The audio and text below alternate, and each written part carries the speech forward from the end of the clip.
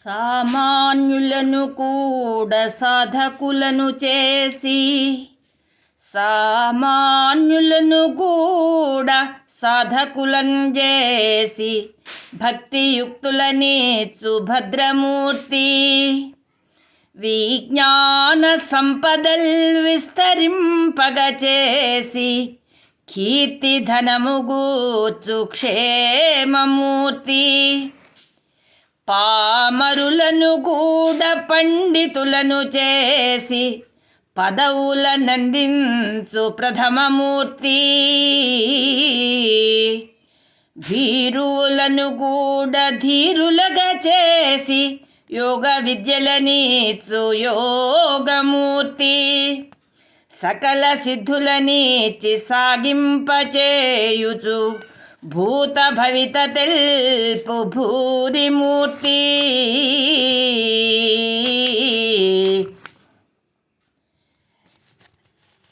వరములిచ్చు కాళి వర్తమానము తెల్పు విమల విభుల చేసి వెలుగులిచ్చు విశ్వమంత నిండు విఖ్యాతి గుర్చురా కాళీ కృష్ణ పలుకు మేలు కొలుపు. శ్రీ కాళీమాత సామాన్యులను కూడా అసామాన్యులుగా ధీమాన్యులుగా తీర్చిదిద్దుతుంది. భక్తి అంటేనే తెలియని అజ్ఞానులను సంపూర్ణమైన విశ్వాసముతో కూడిన భక్తిపరులుగా మార్చుతుంది.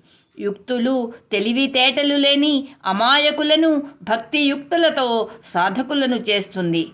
విజ్ఞాన సంపదను బహుముఖంగా విస్తరింపచేస్తుంది. శాశ్వతమైన కీర్తిని క్షేమాన్ని ప్రసాదిస్తుంది. ఆ తల్లి ప్రసాదించే కీర్తి ఎన్ని యుగాలైనా నిలిచి ఉంటుంది. జీవితకాలం క్షేమాన్ని కలిగించే ఛత్రాన్ని భక్తులకు నీడగా ఉంచుతుంది. ఆ తల్లి కాళీమాత చదువులేని చదువురాని పామర జనాన్ని కూడా మహాపండితులుగా మహాకవులుగా తీర్చిదిద్దుతుంది. ఇందుకు చరిత్రలో ఎన్నో ఉదాహరణలు ఉన్నాయి. పిరికివారు కూడా కాళీమాత నామస్మరణ మహిమతో గొప్ప ధైర్యవంతులు శౌర్యవంతులు అవుతారు. తనను నమ్మి ఆశ్రయించిన సాధకులను యోగ విద్యలను యోగ రహస్యాలను వాటిలోని మెలకువలను నేర్పుతూ యోగ విద్యలను యోగ రహస్యాలను సర్వసిద్ధులను ఇచ్చి కాలం యొక్క జ్ఞానాన్ని ప్రసాదిస్తుంది.